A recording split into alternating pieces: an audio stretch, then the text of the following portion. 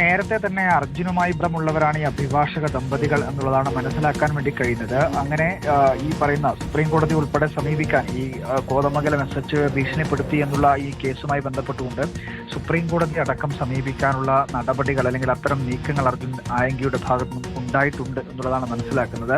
അതിനുൾപ്പെടെ നിയമസഹായം ചെയ്തു നൽകിയിരുന്നത് ഈ അഭിഭാഷക ദമ്പതികളായിരുന്നു, അല്ലെങ്കിൽ അത്തരത്തിലുള്ള ചില അഭിഭാഷക സുഹൃത്തുക്കളായിരുന്നു എന്നുള്ളതാണ് മനസ്സിലാക്കുന്നത്. അപ്പോൾ അതിന്റെ ആവശ്യാർത്ഥമാണ് ഈ അഭിഭാഷക ദമ്പതികളുടെ സമീപത്തേക്ക് അർജുൻ ആയങ്കി എത്തിയത് എന്നുള്ള ഒരു വിവരം കൂടി നമുക്ക് ലഭിക്കുന്നുണ്ട്.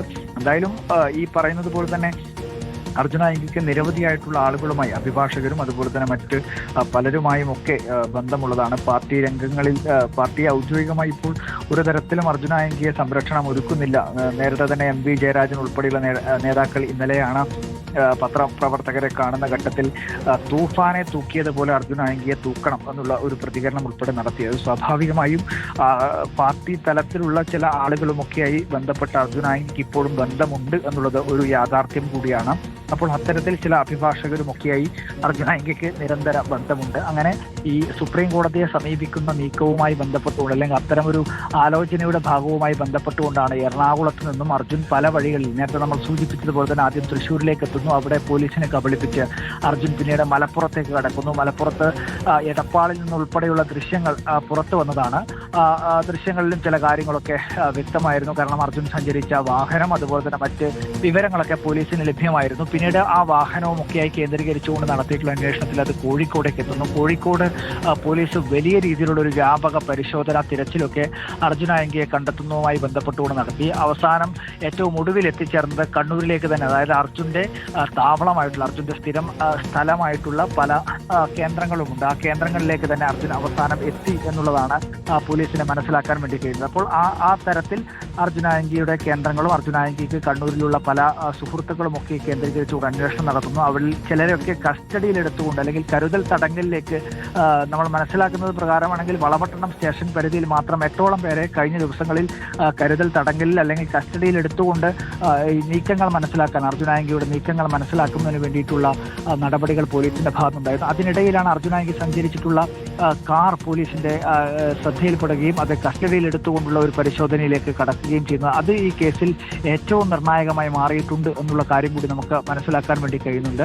അപ്പോൾ ആ അർത്ഥത്തിൽ പരിശോധന നടത്തുകയും ആ അർത്ഥത്തിൽ തിരച്ചിൽ നടത്തുകയും ഒക്കെ ആയിരുന്നു പോലീസിന്റെ ഭാഗത്ത് ഉണ്ടായിട്ടുള്ളത് എന്നുള്ളതാണ് ഏറ്റവും പ്രധാനപ്പെട്ട കാര്യം. എന്തായാലും നിർണായകമായിട്ടുള്ള ഒരു നീക്കമാണ്, നിർണായകമായിട്ടുള്ള ഒരു നടപടിയാണ് ഇപ്പോൾ പോലീസിന്റെ ഭാഗത്ത് ഉണ്ടായിട്ടുള്ളത്. പോലീസിനും ഇത് കേരളത്തിലെ ആഭ്യന്തര വകുപ്പിന് തന്നെ ഒരു അഭിമാന നീക്കം അല്ലെങ്കിൽ അഭിമാനമായ ഒരു കാര്യമായിരുന്നു. കാരണം ഈ പോലീസിനെയും ആഭ്യന്തര വകുപ്പിനെയും വെല്ലുവിളിച്ചുകൊണ്ട് ഒരു ക്രിമിനലായിട്ടുള്ള അർജുൻ ആയങ്കി ഇങ്ങനെ നടക്കുക അല്ലെങ്കിൽ വെല്ലുവിളിക്കുക, അതും പോലീസിന്റെ ഓരോ നീക്കങ്ങൾ മനസ്സിലാക്കി പോലീസ് ഓരോ കാര്യങ്ങൾ ഓരോ ഇടങ്ങളിൽ പരിശോധന നടത്തുമ്പോഴും അതിന് വെല്ലുവിളിച്ചുകൊണ്ട് ഫേസ്ബുക്കിനകത്തും അതുപോലെ തന്നെ സമൂഹ മാധ്യമത്തിനകത്തുമൊക്കെ പോസ്റ്റുകൾ ഇടുക, ആഭ്യന്തര വകുപ്പ് മന്ത്രിയെ നിരന്തരം വെല്ലുവിളിക്കുക, കേരള സർക്കാരിനെ അത്തരത്തിൽ പരിഹസിക്കുക തുടങ്ങി ഇത് നിരന്തരം ഈ കേസിന്റെ അന്വേഷണം പോലീസ് ഓരോ ഭാഗത്ത് നടക്കുമ്പോഴും അതിന് ആനുപാതികമായി തന്നെ, അല്ലെങ്കിൽ ഒരു നീക്കം അല്ലെങ്കിൽ ഓരോ നീക്കങ്ങൾ പോലീസിന്റെ ഭാഗത്തുനിന്നുണ്ടാകുമ്പോൾ അതേപോലെ തന്നെ അർജുൻ ആയങ്കി സമൂഹ മാധ്യമങ്ങൾ ഏറ്റവും ഒടുവിലായി തന്നെ MV ജയരാജൻ CPM-ന്റെ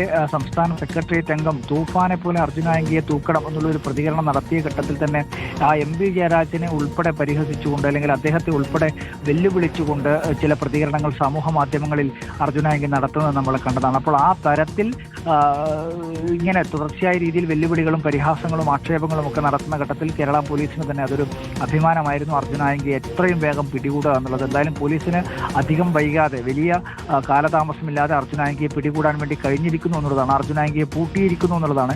ഇപ്പോൾ പോലും, അതായത് ഈ അറസ്റ്റ് ചെയ്ത് സ്റ്റേഷനിലേക്ക് എത്തിക്കുന്ന ഈ ഘട്ടത്തിൽ പോലും അർജുൻ ആയങ്കിയുടെ മുഖത്ത് അല്ലെങ്കിൽ മുഖഭാവം ശ്രദ്ധിച്ചാൽ നമുക്ക് മനസ്സിലാവും വലിയ ഒരു കുറ്റബോധമോ അല്ലെങ്കിൽ ആ തരത്തിൽ ഒരു ഭയമോ ഒന്നും തന്നെ നമുക്ക് കാണാൻ വേണ്ടി കഴിയില്ല. വളരെ കൂളായി തനിക്കൊന്നും സംഭവിച്ചിട്ടില്ല എന്നുള്ള തരത്തിലാണ്. കഴിഞ്ഞ ദിവസങ്ങളിലൊക്കെ ഫേസ്ബുക്കിലും അത് തന്നെയാണ് അർജുൻ ആയങ്കി എഴുതിയിട്ടിരുന്നത്. കാരണം എനിക്കിനിയൊന്നും നഷ്ടപ്പെടാനില്ല, താൻ ഇനി തന്നെ വെടിവെക്കാനാണ് പോലീസിന്റെ തീരുമാനമെങ്കിൽ അതിനും തനിക്ക് ഭയമില്ല എന്ന തരത്തിലൊക്കെ, അല്ലെങ്കിൽ ഒന്നും തനിക്ക് പേടിക്കാനില്ല എന്ന തരത്തിലൊക്കെയായിരുന്നു അർജുനായങ്കിയുടെ ഭാഗത്തുനിന്ന് ഉണ്ടായിട്ടുള്ള പ്രതികരണം.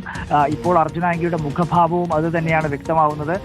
യാതൊരു വിധത്തിലുള്ള കൂസലും അല്ലെങ്കിൽ ഇങ്ങനെയൊരു സംഭവം ഇത്രയും വലിയ ആഭ്യന്തര വകുപ്പ് മന്ത്രിയെ ഉൾപ്പെടെ അല്ലെങ്കിൽ വകുപ്പിനെ തന്നെ വെല്ലുവിളിച്ചുകൊണ്ട് പോലീസ് ഉദ്യോഗസ്ഥരെ ഭീഷണിപ്പെടുത്തിക്കൊണ്ട് നടക്കുന്ന അർജുനായങ്കിക്ക് ഈ കേസിൽ അറസ്റ്റിലാകുന്ന ഘട്ടത്തിൽ പോലും യാതൊരുവിധ കൂസലുമില്ല എന്നതാണ് തന്നെ വേണം നമുക്ക് മനസ്സിലാക്കാൻ. എന്തായാലും നിർണായകമായിട്ടുള്ള ഒരു അറസ്റ്റ് തന്നെയാണ് ഇപ്പോൾ ഉണ്ടായിട്ടുള്ളത്.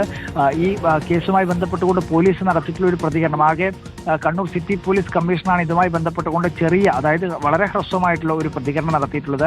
അദ്ദേഹം പറയുന്നത് അർജുനായങ്കിയെ ഓടിച്ചിട്ട് പിടികൂടുകയായിരുന്നു എന്നുള്ളതാണ് ഇപ്പോൾ സിറ്റി പോലീസ് കമ്മീഷണർ തന്നെ വ്യക്തമാക്കുന്നത്. അപ്പോൾ സ്വാഭാവികമായും ഈ കസ്റ്റഡിയിൽ എടുക്കുന്ന ഘട്ടത്തിൽ ഒരു സംഘടന ഉണ്ടായിരുന്നു എന്ന് വേണം നമുക്ക് അനുമാനിക്കാൻ. കാരണം ഓടിച്ചിട്ട് പിടികൂടുക എന്ന് പറയുമ്പോൾ സ്വാഭാവികമായിട്ടും കസ്റ്റഡിയിൽ എടുക്കാൻ വേണ്ടി പോലീസ് ഉദ്യോഗസ്ഥർ എത്തിയ സമയത്ത് അർജുനായങ്കി രക്ഷപ്പെടാനുള്ള ശ്രമം നടത്തിയിരുന്നു എന്നതാണ്.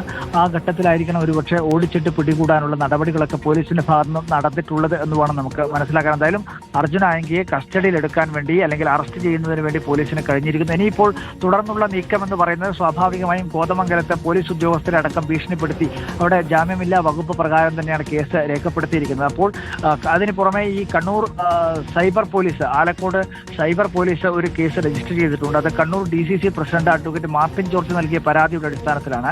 ആഭ്യന്തര വകുപ്പ് മന്ത്രിയെ വെല്ലുവിളിച്ചതുമായി ബന്ധപ്പെട്ടുകൊണ്ട് അദ്ദേഹം നൽകിയിട്ടുള്ള പരാതിയുടെ അടിസ്ഥാനത്തിലാണ് കേസെടുത്തത്. ആ കേസിൽ ഈ അർജുനായങ്കിയുടെ അറസ്റ്റ് കണ്ണൂരിൽ രേഖപ്പെടുത്തേണ്ടതുണ്ട്. നിലവിലിപ്പോൾ അതിന്റെ നടപടികൾ പൂർത്തിയാകുന്നു എന്ന് വേണം നമുക്ക് മനസ്സിലാക്കാൻ. അതിന്റെ ഭാഗമായാണ് ഈ വൈദ്യപരിശോധന ഉൾപ്പെടെ പൂർത്തിയാക്കിയത് എന്നുള്ളതാണ്. എന്തായാലും കണ്ണൂർ ടൗൺ പോലീസ് സ്റ്റേഷനിലാണ് ഇപ്പോൾ നിലവിൽ അർജുനായങ്കി ഉള്ളത്.